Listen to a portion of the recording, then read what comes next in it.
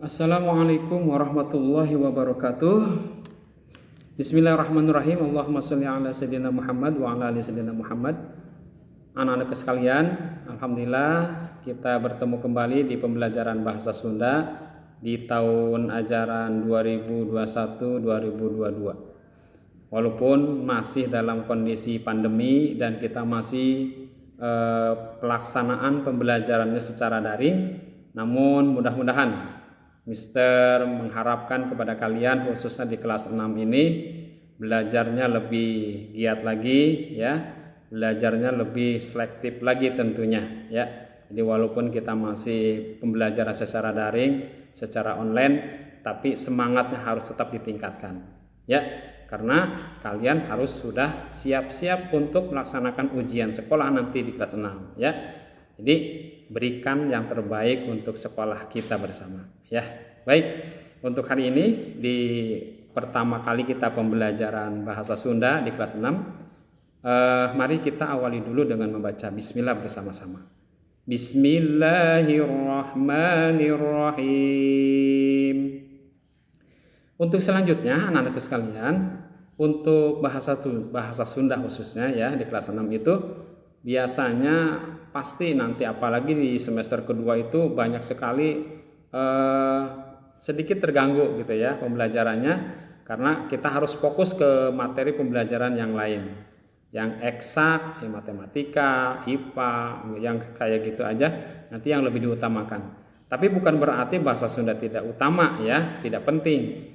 Justru bahasa Sunda juga akan ada peran pentingnya nanti dalam penilaian ujian sekolah nanti ya. Jadi jangan sampai nanti kalian tidak lulus hanya karena gara-gara bahasa Sunda ujian sekolahnya kurang baik, kurang bagus nanti nilainya ya. Jadi tetap, makanya nanti mungkin ada beberapa materi yang kita lewatkan saja ya. Mister akan akan tentukan materi-materi yang penting aja nanti yang akan disampaikan di ujian nanti di kelas 6 ini. Jadi tidak harus kita bahas dari bab 1 sampai tuntas ya, tapi nanti akan ditentukan saja mana saja materi yang akan disampaikan, dan itu juga nanti yang akan disampaikan di ujian nanti ya. Jadi kita jangan terlalu berpendapat susah nanti bahasa Sunda gimana ya, nanti di ujian juga bagaimana, nanti akan Mister bimbing untuk kalian. Yang penting tetap semangat ya.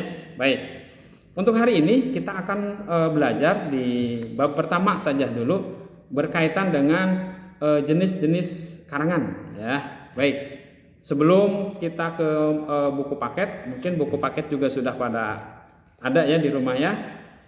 Nanti ini di sini contohnya saja. Di pengajaran kahiji ada contoh karangan narasi ya. Judulnya Merak Cendrawasih Manuk Nu Paling Endah Sadunya. Nah ini kan contohnya saja. Contohnya boleh nanti kalian baca-baca. Kalau misalkan nggak tahu artinya, kan ada di sebelah kanannya bahasa Indonesianya. Tinggal dibaca saja.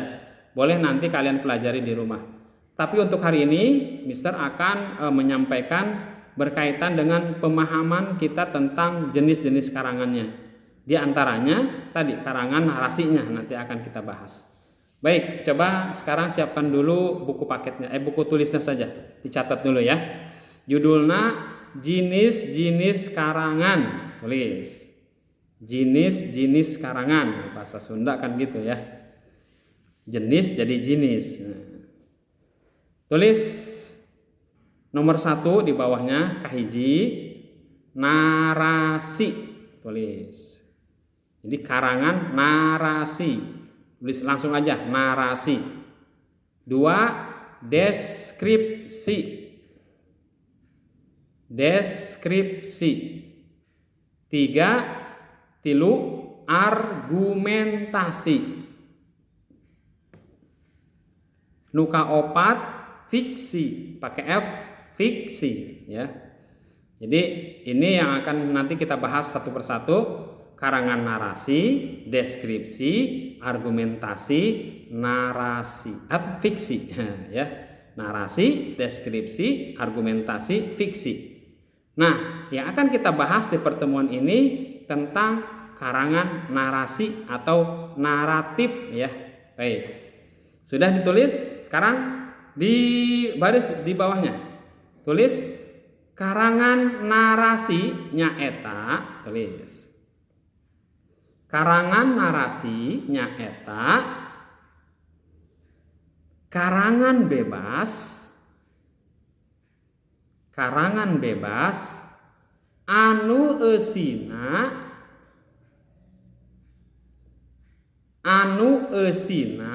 ingat kalau e dan u ya, jadi eusina ngajelaskeun hiji hal. Nyaeta karangan bebas anu eusina ngajelaskeun hiji hal. Titik. Nah, jadi kalau karangan narasi itu menjelaskan satu hal aja gitu. Apa aja? Namanya bebas ya. Boleh berkaitan dengan apa yang kalian rasakan, apa yang kalian baca, apa yang kalian lihat, itu boleh ditumpahkan dalam sebuah karangan, itulah karangan narasi. Nah, sekarang di bawahnya lagi. Karangan narasi, tulis karangan narasi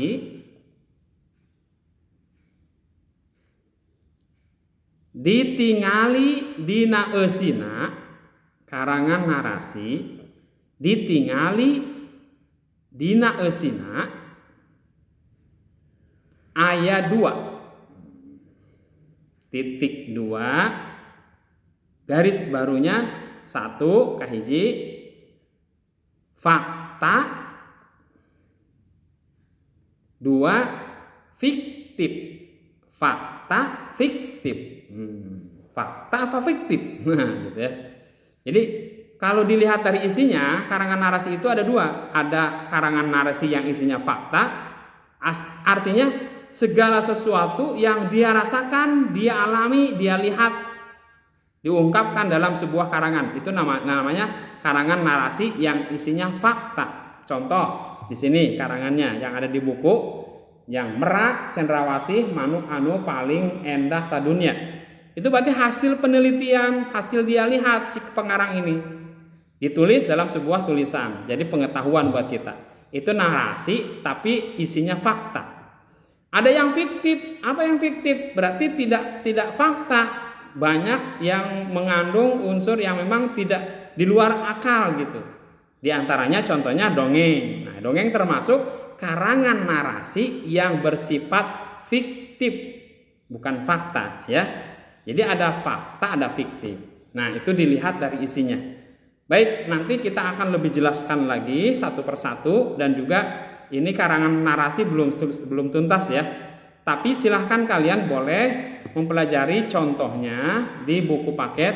Itu contoh karangan narasi yang isinya fakta ya. Nanti kalau yang fiktif ada yang dongengnya ya.